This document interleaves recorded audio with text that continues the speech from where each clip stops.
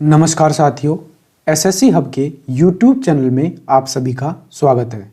तो फ्रेंड्स, हम क्या कर रहे थे? कंप्यूटर किसके लिए? दिल्ली पुलिस के लिए सभी के सभी प्रीवियस ईयर क्वेश्चंस कंप्लीट करेंगे। सीरीज चल रही है 10/10 सीरीज, और आज हम करेंगे 22 नवंबर 2023 का शिफ्ट थर्ड का जो पेपर आया था दिल्ली पुलिस कांस्टेबल का, उसमें जो भी कंप्यूटर के क्वेश्चन पूछे गए हैं उन सभी को कंप्लीट करेंगे। साथ में जो क्वेश्चन बन सकते हैं, इनसे क्या और क्वेश्चन बन सकते हैं, उन सभी को कंप्लीट करेंगे। यदि आपको इसकी पीडीएफ चाहिए या इसका टेस्ट चाहिए तो टेलीग्राम चैनल को ज्वाइन कर लीजिए। लिंक नीचे डिस्क्रिप्शन में है, या आप सर्च कर सकते हो @SSC Hub 7, तो इसके नाम से भी टेलीग्राम चैनल मिल जाएगा। तो चलिए प्रैक्टिस सेट को शुरू करते हैं। तो सेट का फर्स्ट क्वेश्चन है, यहाँ पे आप देख सकते हो, MS वर्ड 2016 में प्रिंट प्रीव्यू पर स्विच करने के लिए निम्नलिखित में से किस शॉर्टकट कुंजी का प्रयोग किया जाता है? यानी जो प्रिंट प्रीव्यू है उसके लिए क्या शॉर्टकट कीज हैं? देखिए, मैं आपको बता दूं, जो प्रिंट की शॉर्टकट की है वो है Ctrl+P। किसकी शॉर्टकट की है? प्रिंट की। जबकि प्रिंट प्रीव्यू की जो शॉर्टकट की है वो है Ctrl+F2। प्रिंट प्रीव्यू की और भी शॉर्टकट कीज हैं, एग्जाम में पूछी जा चुकी है। मैं उन दोनों शॉर्टकट कीज को आपको बता देता हूं। जो प्रिंट प्रीव्यू की शॉर्टकट की है वो एक शॉर्टकट की है Alt+P, ये भी प्रिंट प्रीव्यू की शॉर्टकट की है। और एक और शॉर्टकट कीज मैं आपको बता देता हूं प्रिंट प्रीव्यू की, आपको ध्यान रखना है, Ctrl+Alt+I। ये क्या है? प्रिंट प्रीव्यू की शॉर्टकट की है। ध्यान रखिएगा, ये जो शॉर्टकट की है Alt+P, Ctrl+Alt+I पूछी जा चुकी है एग्जाम में। ये तो कन्फर्म पूछी जा चुकी है, मैं देख चुका हूं इसको। ये बार बार पूछी जा रही है। प्रिंट प्रीव्यू की शॉर्टकट की कौन सी है? Ctrl+F2। ध्यान रखिएगा, ये इसकी शॉर्टकट की है। ये बहुत कम पूछी गई है, ना के बराबर देखी गई है। सबसे ज्यादा ये पूछी गई है, उसके बाद ये वाली शॉर्टकट कीज पूछी गई है। किसके लिए? प्रिंट प्रीव्यू के लिए। नेक्स्ट क्वेश्चन है, MS Excel 365 में स्प्रेडशीट प्रिंट करने के लिए निम्नलिखित में से किस ऑप्शन का प्रयोग किया जाता है? यहाँ पे आप देख सकते हो, जो स्प्रेडशीट है उसका मतलब मैं आपको बता देता हूँ। जो यहाँ पे MS Excel में नीचे आप यहाँ पे वर्क करते हो, वर्किंग एरिया में यहाँ पे टेबल बनी होती है। इस टेबल को ही स्प्रेडशीट बोला जाता है, जिसमें आप यहाँ पे डेटा लिखा होता है। किसी भी प्रकार का डेटा हो सकता है। इसको प्रिंट करने के लिए किसका प्रयोग किया जाता है? अभी अभी आपको बताया, प्रिंट करने के लिए जो शॉर्टकट की है वो है Ctrl+P। जो प्रिंट का ऑप्शन आता है वो किस फाइल में आता है? यहाँ पे आप देख सकते हो, जो फाइल टैब है, फाइल टैब के अंतर्गत जो प्रिंट का ऑप्शन आता है उससे हम स्प्रेडशीट को प्रिंट कर सकते हैं। यहाँ पे आपको दिखा भी देता हूँ, या आप यहाँ पे देख सकते हो, ये सबसे कॉर्नर में क्या है? ये फाइल वाला टैब है। इस जैसे ही फाइल वाले टैब पे क्लिक करते हैं तो आपके सामने ऑप्शन आ जाते हैं, info, new, open, save as print. यहाँ पे आप प्रिंट का ऑप्शन देख सकते हो। जैसे ही प्रिंट पे क्लिक करेंगे तो स्प्रेडशीट प्रिंट होके आ जाएगी। नेक्स्ट क्वेश्चन है, MS वर्ड 365 में चयनित टेक्स्ट पर Ctrl+I का उपयोग करने पर कौन सा कार्य यहाँ पे संपादित या कार्य निष्पादित हो जाता है? Ctrl+I के प्रयोग से। अब बताना है आपको, चलिए मैं ही बता देता हूँ। जो Ctrl+I है वो क्या काम करता है? टेक्स्ट को इटैलिक करने का काम आता है। इटैलिक का मतलब क्या है? टेक्स्ट को तिरछा करना। यहाँ पे ये M लिखा हुआ है, जैसे ही हम इसको सिलेक्ट करके Ctrl+I दबाएंगे या इटैलिक करेंगे तो ये क्या हो जाएगा? ये M ऐसे तिरछा होके लिख के आ जाएगा। तो जो इसका राइट आंसर है, टेक्स्ट को इटैलिक करना इसका काम है। अब ये देखिए, ये क्या है? अंडरलाइन। अंडरलाइन का कार्य क्या है? ये टेक्स्ट के नीचे एक अंडरलाइन यानी एक लाइन खींच देता है। यहाँ पे ये देखिए, ये कोई शब्द है, MS वर्ड में लिखा हुआ है। जैसे हम इसको सेलेक्ट करके Ctrl+U या यहाँ पे अंडरलाइन का प्रयोग करते हैं तो इसके नीचे यहाँ पे लाइन करके आ जाएगी। जो अंडरलाइन की शॉर्टकट की है Ctrl+U। ध्यान रखिएगा। जो यहाँ पे स्ट्राइक थ्रू है, आप यहाँ पे देख सकते हो। स्ट्राइक थ्रू से क्या होता है कि जो अक्षर होता है उसके बीच में, शब्द होता है उसके बीच में लाइन आ जाती है, ये यहाँ पे स्ट्राइक थ्रू हो जाता है। आ गया आपको समझ में स्ट्राइक थ्रू भी। और यहाँ पे टेक्स्ट अंडरलाइन, बोल्ड का भी अभी आपको समझाया कि बोल्ड क्या होता है। इसकी जो शॉर्टकट की होती है वो Ctrl+B होती है। बोल्ड करने से अक्षर मोटा और गहरा हो जाता है। अब देखिए, मोटा और गहरा करके आपको यहाँ पे दिखा देता हूँ। हाँ, यहाँ पे इस बी को ही ले लेते हैं, ये बी है। अब जैसे ही यहाँ पे क्या करेंगे, ये टेक्स्ट को बोल्ड करेंगे यानी बोल्ड का प्रयोग करेंगे तो ये यहाँ पे इस प्रकार कुछ गहरा और इस प्रकार कुछ मोटा होके आ जाएगा। ये बोल्ड का प्रयोग होता है। जो स्ट्राइक थ्रू है उसकी शॉर्टकट की यहाँ पे बता देता हूँ, Ctrl+T। ये क्या है, स्ट्राइक की शॉर्टकट की है। नेक्स्ट क्वेश्चन है, MS वर्ड 365 में वर्तनी और व्याकरण संबंधी त्रुटियों के लिए आपके टेक्स्ट की किस प्रकार की सही फॉर्मेटिंग करता है और आप फाइल ऑप्शन के माध्यम से जाकर इसे बदल सकते हैं।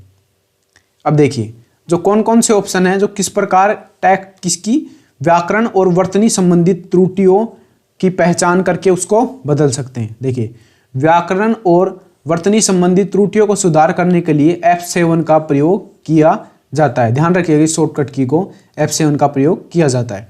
अब आप किस प्रकार से ठीक कर सकते हो, फाइल में ऑप्शन जाके आप प्रूफिंग कर सकते हो किसकी, वर्तनी और व्याकरण की। जैसे आप इसकी प्रूफिंग करोगे तो क्या होगा, यह त्रुटियां ठीक हो जाएंगी।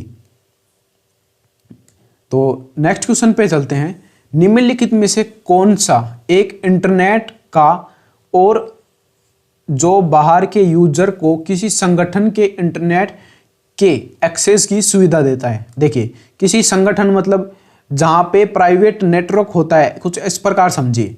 मान लो यहाँ पे क्या बोले, किसी समझा यहाँ पे एक कैंपस है, किसी भी कॉलेज का कैंपस मान सकते हो, दिल्ली यूनिवर्सिटी या राजस्थान यूनिवर्सिटी का यहाँ पे कैंपस है। उस कैंपस में जो भी इंटरनेट चल रहा है वो किस रूप में चल रहा है, किसी संगठन, यानी किसी संगठन मतलब दिल्ली यूनिवर्सिटी का संगठन है। वो संगठन इंटरनेट का एक्सेस सुविधा देता है। तो किस प्रकार देता है, वो एक्स्ट्रा नेट के रूप में सुविधा प्रदान करता है। ये आ गया होगा आपको समझ में।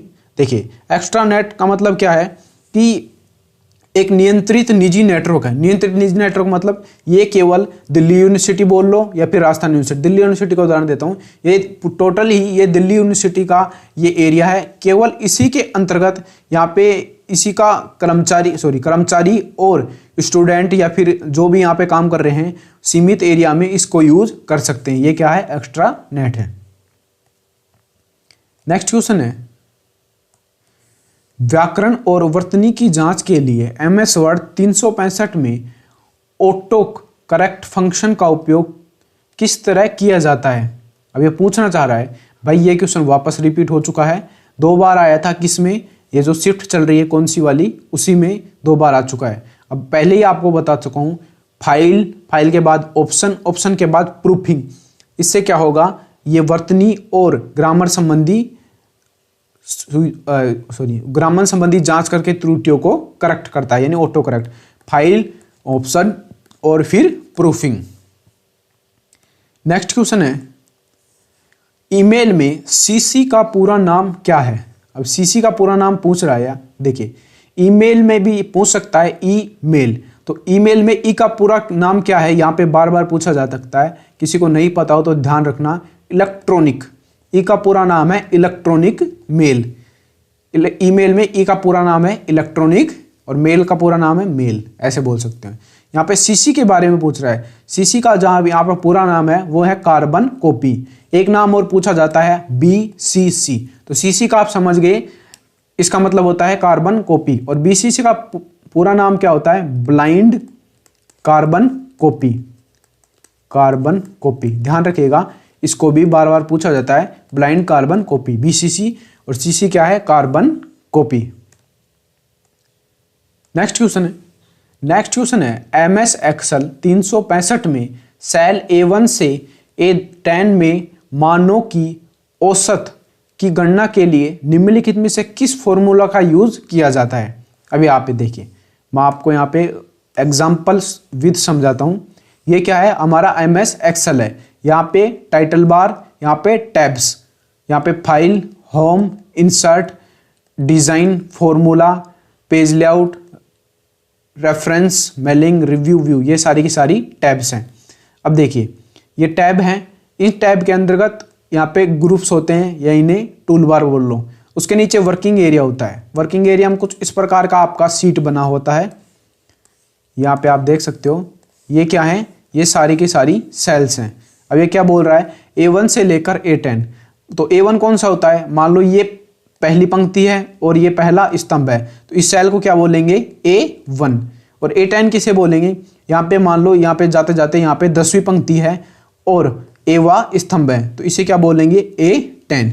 A1 से लेकर A10 के मध्य औसत ज्ञात करना है। मान लो यहाँ पे अक्षर लिखा हुआ है 1 2 3 4 5 ऐसे करके अक्षर लिखा हुआ है, तो औसत ज्ञात करने के लिए कौन सा फॉर्मूला का यूज किया जाता है, औसत ज्ञात करने के लिए एवरेज का उपयोग किया जाता है। आपको ध्यान रखना है एवरेज इसमें भी है और इसमें भी है, तो आगे भी ध्यान रखना है। जैसे आप किसी भी फॉर्मूला के आगे लिखते हो उसमें छोटा ब्रैकेट और उसमें सीरीज जो यहाँ पे श्रृंखला दे रखी है, सेल नंबर दे रखे हैं, कहाँ से कहाँ तक रेंज, उस रेंज को लिखना होता है किसके द्वारा। मान लो यहाँ पे दे रखा है A1 से लेकर A10 तक, सॉरी A10, कुछ इस प्रकार से यहाँ पे बीच में जो यहाँ पे कोलन लगा रखा है उस कोलन को यहाँ पे लगाना होता है, ध्यान रखिएगा। इस प्रकार कुछ लिखा जाता है, तो जिसका राइट आंसर होगा वो होगा इक्वल टू एवरेज A1 से लेकर A10 तक।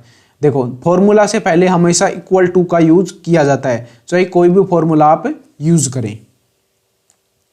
नेक्स्ट क्वेश्चन है, MS एक्सेल में नई स्प्रेडशीट खोलने के लिए किस शॉर्टकट कुंजी का प्रयोग किया जाता है। देखिए जो यहाँ पे MS एक्सेल है उसमें नई यहाँ पे क्या खोलना है, क्या बोल रहा है, स्प्रेडशीट। नई स्प्रेडशीट खोलने के लिए कंट्रोल N का प्रयोग किया जाता है, ध्यान रखिएगा।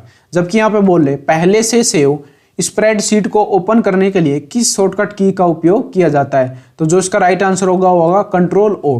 कंट्रोल O क्या काम करता है, पहले से मौजूद स्प्रेडशीट को ओपन करता है, जबकि नई स्प्रेडशीट को ओपन करने के लिए कंट्रोल N का प्रयोग किया जाता है। नेक्स्ट क्वेश्चन है, निम्नलिखित में से कौन सा वर्ड प्रोसेसिंग डॉक्यूमेंट में तालिका बनाने का प्रमुख उद्देश्य है। देखिए तालिका समझ गए होंगे, यहाँ पे बिल्कुल शुद्ध हिंदी दे रखा है। यहाँ पे देखिए कभी कभार आपको समझ में ना आए कि तालिका क्या है, तो आप क्या यूज कर सकते हो, यहाँ पे इंग्लिश को देख सकते हो, टेबल। एग्जाम में भी आपको सुविधा होती है, वहाँ पे हिंदी इंग्लिश लैंग्वेज स्विच करने का ऑप्शन होता है। मान लो यहाँ पे इस कॉर्नर में हो या फिर इस कॉर्नर में हो, यहाँ पे जैसे आप हिंदी में देख रहे हो तो इंग्लिश में कर सकते हो, और इंग्लिश में देख रहे हो तो हिंदी में कर सकते हो।